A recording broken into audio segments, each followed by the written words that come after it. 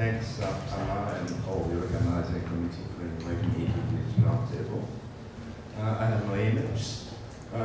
My intervention will focus on the Carioca School of Brazilian Modern Architecture, 36 to 54, as in my thesis, in which for brevity I will call Brazilian architecture Tucu. I will talk about the place it occupies and the primary textbooks of modern architectural history. As you know, all published in the developed world by developed world citizens, but from very specific countries. Prominent among them, the US, Hitchcock, Jenks, the UK, Basner, Frampton, Curtis, Gauvin, and Italy, Sartorius, Zavi, Benevolo, Tafuri, last but not least, Switzerland, in surveys written until the mid-70s, Brazilian architecture was considered geographically marginal or peripheral, but internationally relevant, even when passionately condemned. Among the supporters, one counts Gideon, the man behind Siam, and Hitchcock, the man behind the Mona-sponsored idea of an international style. Among the detractors, one counts Zavi, the man who accused Brazilian modern architecture as early as 1950 of marching towards a new academism, a narrow and often conventional elaboration of Corbusian themes, and Basner, whose target was the supposedly anti-rational architecture of Niemeyer, capable of misguiding Le Corbusier himself. Now, in surveys written after the mid-70s, Brazilian architecture was considered geographically marginal and internationally relevant. It was a derivative venture concerned with the construction of national identity that mixed colonial and modern motifs and that deserved at best indifference. At the same time, it exemplified, through Brazilian, everything that was bad in modern urbanism. Whatever interest it might have possessed in the past, its formalisms contained the seeds of its own destruction, and no mention was made of developments after Brasilia, such as what I call for brevity the Paulista School. Incidentally, the differentiation between Paulistas and Cariocas advanced by Hitchcock, who visited the country in order to prepare Latin American architecture since 1945, the MoMA 55 show. For those who do not believe in fairy tales and see that architecture cannot come into being without power of some sort, political, economic, and or cultural, this attitude, I think, is not a surprise. For a corollary of the elementary correlation of architecture and power is this: if a country does not have power in one way or another, it has by definition no architecture worth talking about unless what happens to be done. From the standpoint of the 1940s, Brazil held a strategic planning position besides being a major source of raw materials, and besides being one of the few places during World War II where modern architecture flourished. It could be construed as a national architecture, although Rio-based, practiced by a minority of architects and sponsored by a fraction of the government, mostly the intellectuals running the Ministry of Education. Its connections with Le Corbusier were always pointed out, and others in other references completely unnoticed. But both the scope of the problems it tackled and the freshness in solving them were recognized and praised, particularly the expression of a modern monumentality and control of solar heating and glare. It had not been reduced yet to the quest for national identity, implying a Baroque and or a plain colonial connection. And Brazilian architecture was about overcoming the limitations of uniform European-bred American international style. It was about diversity within unity.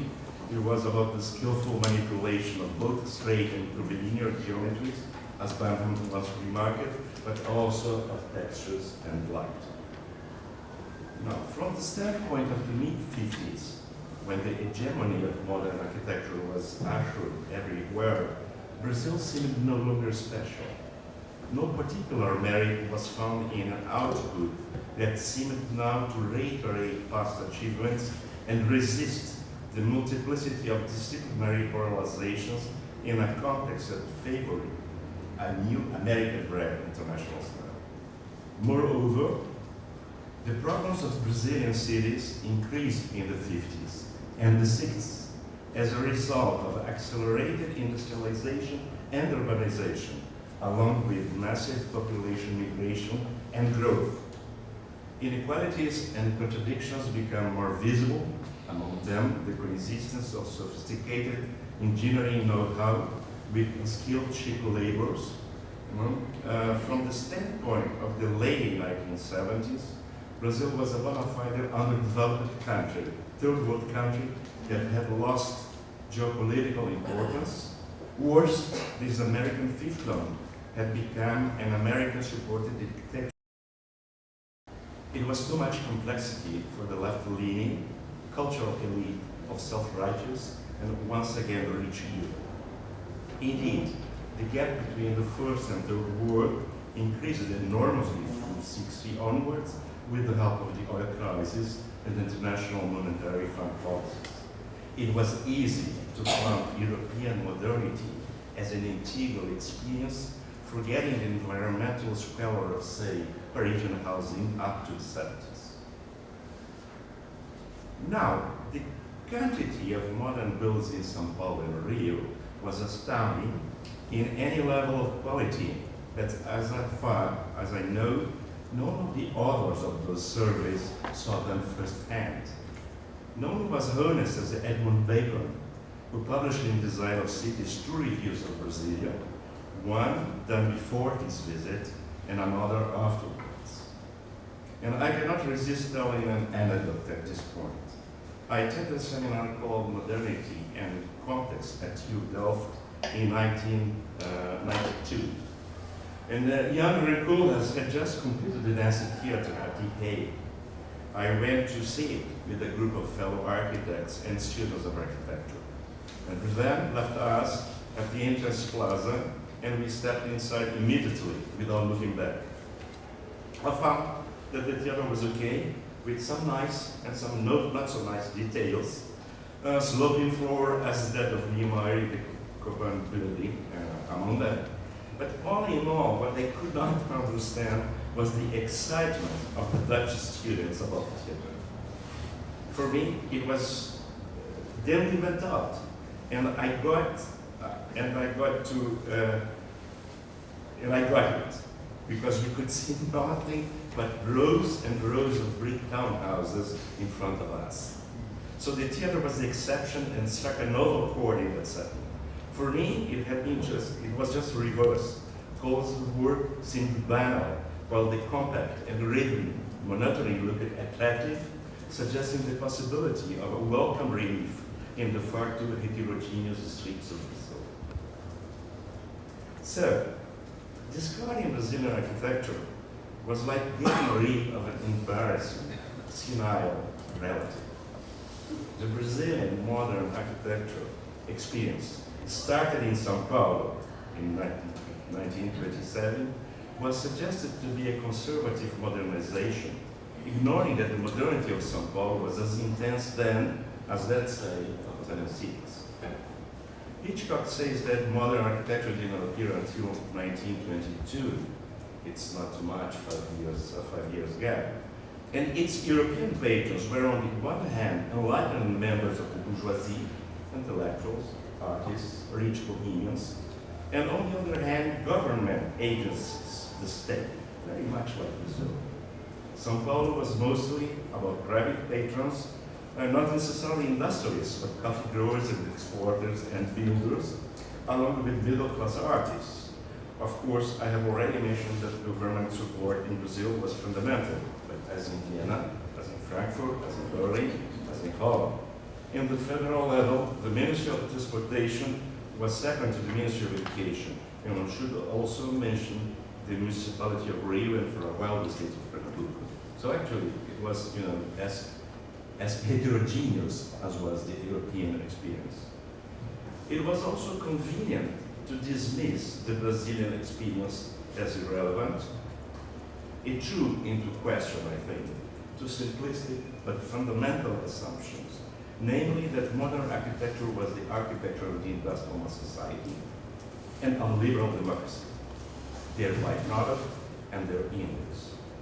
I think that these are half-truths from the beginning, as the observation of both England and Russia shows, pioneer England being late Comas with come to modern architecture, more or less at the same in the 30s and mid-30s, when Carioca school began to flourish, and cutting edge Russia hardly industrialized in the 1910s.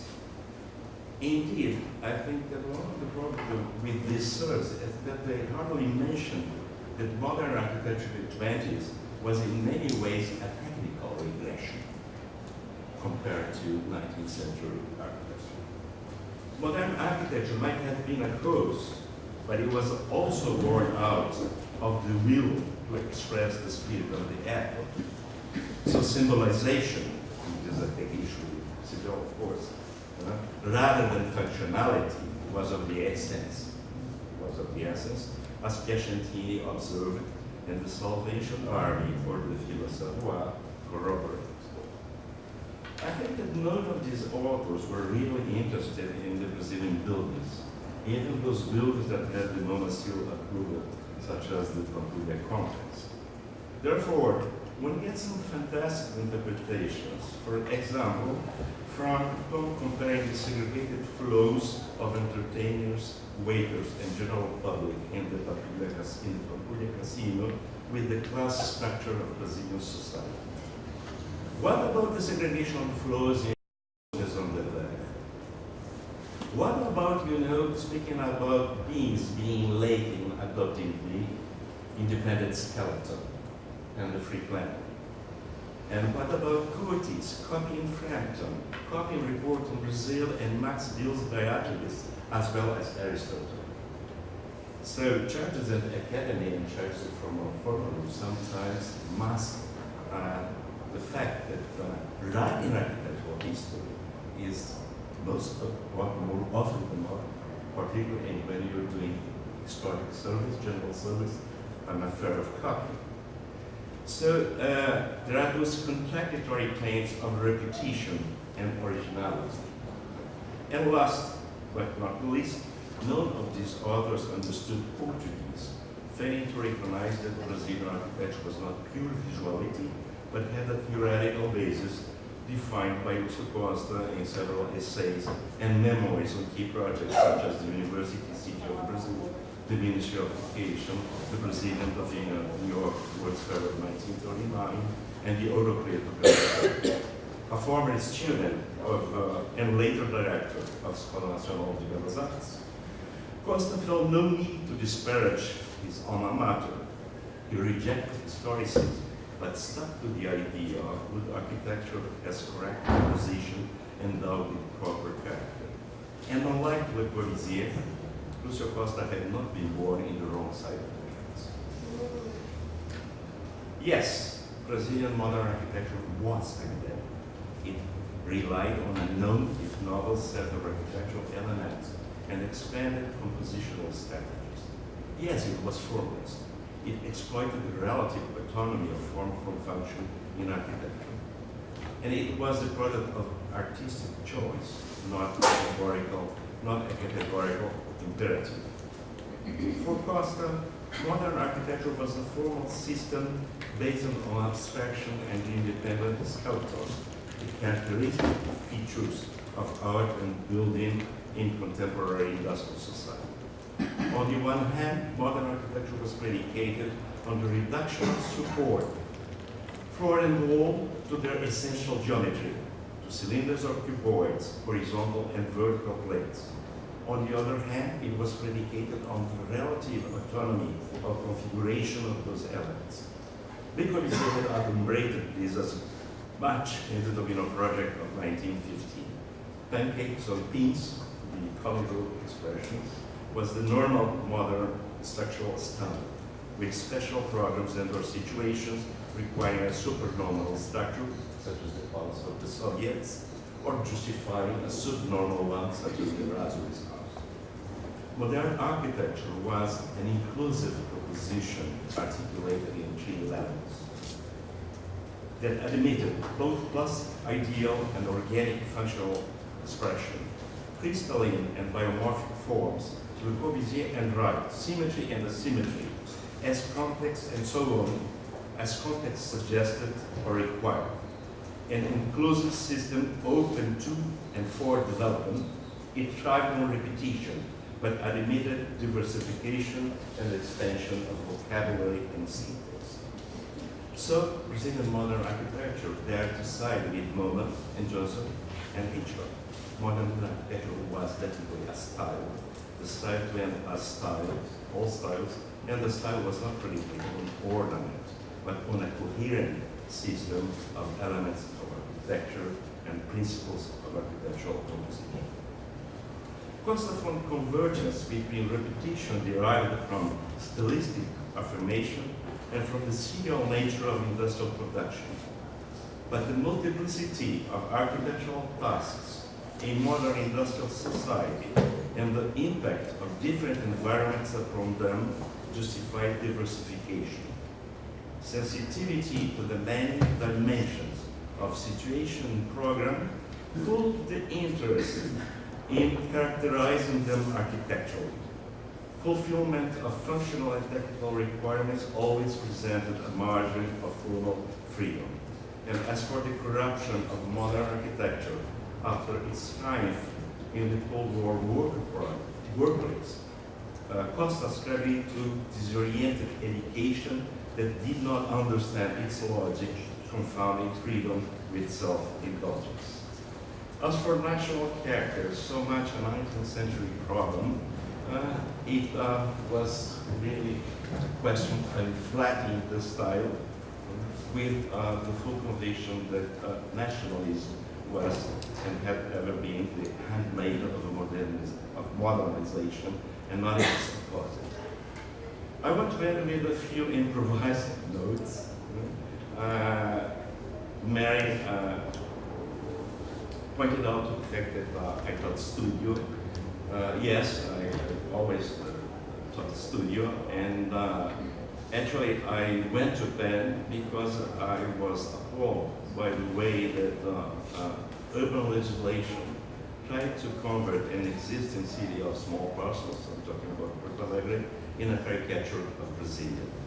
So one of the things that really struck me at that moment is that modern architecture that had no theoretical base really convenient in terms of the generation of architectural form. And I'm really concerned about generation of architectural form, being a studio teacher. Okay? And I became completely convinced that both the theory of architecture as the logical byproduct of program and technology, also as the opposite, the idea of modern architecture as being of the expression of individual genius, somehow in connection with epoch. Both were ways of inhibiting discussion of the affordances of modern typological proposal, as like, putting modern typologies as the byproduct, as impervious to discussion. I found out in Penn that there were more to modern urbanism than towers and the parking lots. And when I went back to Brazil, it was with a new eye, and then it was back to the buildings and the micro-studios, because I think that another of the problems with the surveys, perhaps because of the very nature of the survey, is that buildings tend really to become streams, become just the pretext for overall form. So it was back to the micro-stories, back to Costa's text, discovering how contextual they were, and realizing that much malign Brasilia deserves a more sober approach. in a way, I kind of discovered that Brazil was more than uma letra. Both and instead of either or, but both and either or. You know? So, back to the surveys. I think that right now, Jorge Correia, for instance, is trying to recreate and to reintroduce the Brazil experience, you know, in the general survey. And of course, it also does not come as a surprise, not Brazil being part of the break, you know, Brazil being, you know, rediscovered everywhere. But the real question which I would like to ask to end my intervention is, should we care about being in the canon? Should we care about being, should we rejoice, you know, about being reintroduced in the canon? Personally, my answer is it doesn't matter. Only for a small point. Only for a small point. Because, unfortunately, theory of dependency still holds. And the point is that when you treat with students that have been exposed to our architecture, to the distorted view of those circles. So that's the reason why. Okay, so it's not about caring or not caring, but how subtly, you know, the imperialist ways, you know, still hold, and how in a way the situation is even worse when we were playing it out, because that place did not inhibit at all the flourishing, okay, of Artigas, Comas, La Rocha, Nina. Thank you.